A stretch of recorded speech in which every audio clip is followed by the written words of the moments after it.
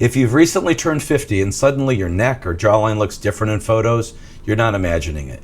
This is something I hear all the time. Patients will say, I feel young, I'm active, I'm healthy, but when I see pictures of myself, I look tired. And then the question comes, Dr. Mendelsohn, is 50 too early for a facelift? Most facelift patients today are in their early 50s, not their 70s.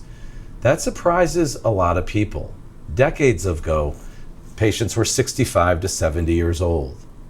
For many years, facelift surgery was associated with patients in their late 60s and 70s, but the demographic has changed. Today, many of the most appropriate facelift candidates are in their early to mid-50s. Why is that? Today, changes begin to feel noticeable as aging occurs. Not extreme, but noticeable. Let's talk about what's actually happening around 50. There are three primary structural changes we start to see. First, the jawline begins to soften. Second, our jowls begin to develop as deeper tissues descend. And third, our neck starts to show signs of laxity and vertical banding. These changes are not just skin, they're structural. This is a critical concept.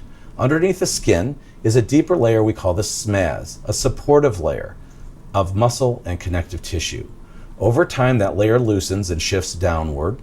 Skin treatments can improve the texture and surface quality, develop collagen, but they cannot reposition deeper structural tissue. That's why some patients feel like they've tried everything but still look tired. When structure descends, filling alone won't fix it. Now here's the part that often gets overlooked. Patients in their 50s usually still have excellent skin elasticity. They heal very well. And the aging changes are often moderate, not advanced. 50 is often an ideal time, not too early. In fact, when we intervene earlier, when changes are still moderate, the results often look more subtle and more natural. Why is that? Because we're restoring mild descent, not correcting extreme laxity. Earlier intervention often looks more natural than waiting too long. Now let's address the emotional side of the decision. The biggest fear I hear is, I don't want to look pulled, I don't want to look like someone else, I don't want people to know. That's completely understandable. The goal is not to look different, the goal is to look refreshed. A properly performed facelift repositions the deeper tissues so that the skin redrape naturally. It should not look tight, it shouldn't look stretched, it shouldn't change who you are. The best facelift is the one that goes unnoticed. People should say, you look great, not what did you do? You've changed your hair, your skin looks nice. Those are compliments we often hear.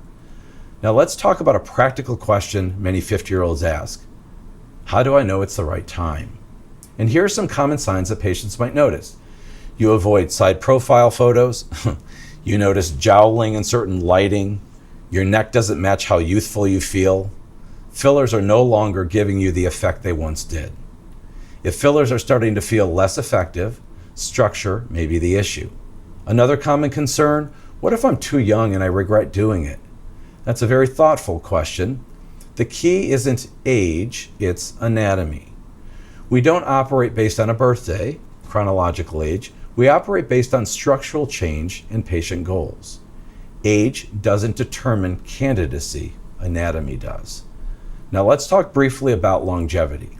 If someone has a facelift at 52 or 54 years old, they continue aging, but from a better starting point. It doesn't stop time, it resets the clock. A facelift doesn't stop aging, it resets the clock. Most patients in their 50s enjoy structural improvement for many years, and because they started earlier, the result often remains very natural. Now here's something I tell patients often. Surgery is never mandatory, but it's reasonable to explore options when you start feeling like your appearance doesn't match your energy.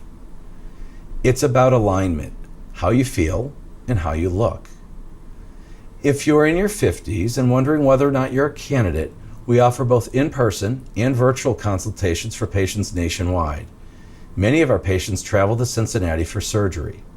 We make the travel process very streamlined, starting with a detailed virtual consultation and personalized recovery planning. A thoughtful evaluation is always the first step.